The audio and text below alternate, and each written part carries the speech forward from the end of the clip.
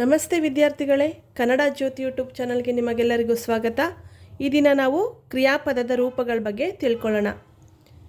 ಕ್ರಿಯೆ ಅಂತ ಹೇಳಿದ್ರೆ ನಮಗೆಲ್ಲ ಗೊತ್ತಲ್ವಾ, ಒಂದು ಕೆಲಸ ಅಥವಾ ಕ್ರಿಯೆಯನ್ನು ಸೂಚಿಸುವ ಪದವೇ ಕ್ರಿಯಾಪದ. ಉದಾಹರಣೆಗೆ ಅಜ್ಜಿ ಕತೆ ಹೇಳಿದಳು. ಇಲ್ಲಿ ಹೇಳಿದರು ಎಂಬ ಪದ ಕ್ರಿಯೆಯನ್ನು ಸೂಚಿಸುತ್ತದೆ. ಮುಂದೆ ಇದೇ ಕ್ರಿಯಾಪದ ಭಾಷೆಯ ಬಳಕೆಯಲ್ಲಿ ಹಲವಾರು ರೂಪಗಳನ್ನು ಪಡೆದುಕೊಳ್ಳುತ್ತೆ. ಹೇಗಪ್ಪ ಅಂತ ಹೇಳಿದ್ರೆ, ಅಜ್ಜಿ ಕತೆ ಹೇಳುವಳು ಅಂತನೋ, ಅಥವಾ ಅಜ್ಜಿ ಕತೆ ಹೇಳಳು ಅಂತನೋ, ಅಥವಾ ಅಜ್ಜಿ ಕತೆ ಹೇಳಿಯಾಳು ಅಂತನೋ ವಿವಿಧ ರೂಪಗಳನ್ನು ಪಡೆದುಕೊಳ್ತಾ ಹೋಗುತ್ತೆ. ಇದನ್ನೇ ನಾವು ಕ್ರಿಯಾಪದದ ರೂಪಗಳು ಅಂತೇಳಿ ಕರಿತೀವಿ. ಹಾಗಾದರೆ ಯಾವುದಪ್ಪ ಕ್ರಿಯಾಪದದ ರೂಪಗಳು ಅಂತ ಹೇಳಿದ್ರೆ, ಕ್ರಿಯಾಪದದ ರೂಪಗಳು 3 ಇವೆ.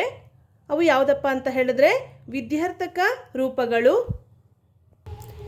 ನಿಷೇಧಾರ್ಥಕ ಕ್ರಿಯಾಪದದ ರೂಪಗಳು, ಸಂಭವನಾರ್ಥಕ ಕ್ರಿಯಾಪದದ ರೂಪಗಳು.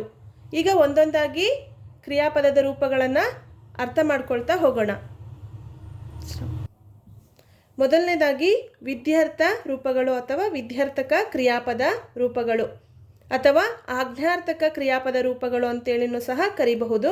ಇವುಗಳು ಆಶೀರ್ವಾದ, ಅಪ್ಪಣೆ, ಆಜ್ಞೆ ಮತ್ತು ಹಾರೈಕೆ ಮುಂತಾದ ಪದಗಳನ್ನು ಸೂಚಿಸುವ ಕ್ರಿಯಾಪದಗಳೇ ವಿಧ್ಯರ್ಥಕ ಕ್ರಿಯಾಪದಗಳು. ಉದಾಹರಣೆ, ನಿನ್ನ ಕೆಲಸ ಮಾಡು, ನಿನಗೆ ಒಳ್ಳೆಯದಾಗಲಿ, ಅವನು ಪಾಠವನ್ನು ಓದಲಿ.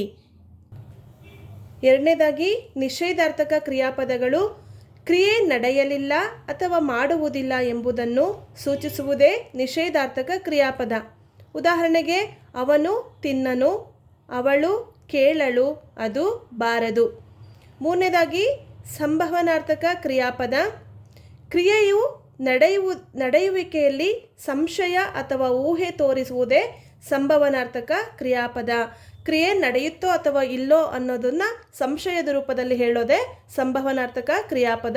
ಉದಾಹರಣೆಗೆ, ಅವನು ಊರಿಗೆ ಹೋದಾನು, ಅವಳು ಪಾಠ ಬರೆದಾಳು, ನಾವು ನಾಳೆ ಹೋದೆವು. ಇನ್ನು ಹೆಚ್ಚಿನ ವ್ಯಾಕರಣ ಮಾಹಿತಿಗಾಗಿ ಕನ್ನಡ ಜ್ಯೋತಿ ಯೂಟ್ಯೂಬ್ ಚಾನಲನ್ನು ಸಬ್ಸ್ಕ್ರೈಬ್ ಮಾಡಿ, ಶೇರ್ ಮಾಡಿ, ಲೈಕ್ ಮಾಡಿ. ಧನ್ಯವಾದಗಳು.